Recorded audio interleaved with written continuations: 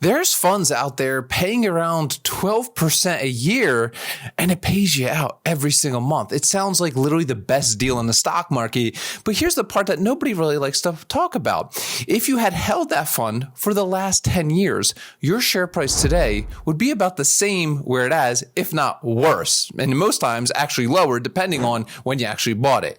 That's the covered call ETF story, literally in one sentence. The income for sure, it's real, but so is the trade you're making to get it. And most people buying these funds, they literally have no idea what they're actually doing. So covered call ETFs, they have exploded, right? This category, sometimes called derivative income funds, is now sitting around $177 billion. And it's still pulling in money literally every single week. The biggest names are JEPI from JP Morgan with roughly $45 billion in assets, and its sibling JEPQ, which has been leading the entire ETF industry in weekly inflows at the point in this year. Here's what these funds actually do in very easy to understand terms. The funds hold a basket of stocks. Then it sells call options against those stocks. A call option gives somebody else the right to buy those stocks at a set price. That buyer pays the fund a premium up front. Cash today. The fund collects all that premium and then it sends it to you and me as monthly distributions. The catch is very simple though. If the stock rips higher past that set price, the gains belong to the option buyer, not to you. You traded the upside for cash flow now. That's the entire machine, okay? Everything else is just variations on how much upside you give up and how much premium you're actually collecting. Look, I like to sell options. So when I look at these funds, I see essentially a packaged version of the same thing that I can trade myself, and I judge them the same way I judge any options trade. 3 simple questions. First, where does this income actually come from? Nothing's free. Second, what am I giving up to get it? And third, what happens to my principal balance over time here?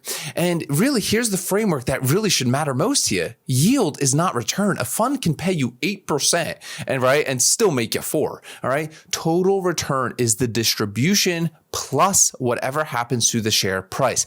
If the price bleeds while your checks are coming in, you're just getting your own money back slowly. Okay. So I never ask, what does this yield? What I ask is, what is left at the end? That one shift to change how you see this entire category of ETFs. So let's walk through 3 of these funds because each one teaches us something different. JEPI is the giant in the room. It pays monthly. It currently yields around 8%. And what makes it different is that it's actively managed, okay? The managers handpick lower volatility stocks from the S&P 500. Then they sell out of the money calls, meaning there's some room between the stock price and the level where your upside gets cut off. The fee is about 0.35%, which is kind of cheap, honestly, for this category, right? The lesson here is simple. You can structure this kind of trade to keep a piece of the upside, right? But you just paid less for it. JEPQ is the same idea bolted onto the NASDAQ 100. More growth stocks under, obviously, the hood here, bigger premiums, right?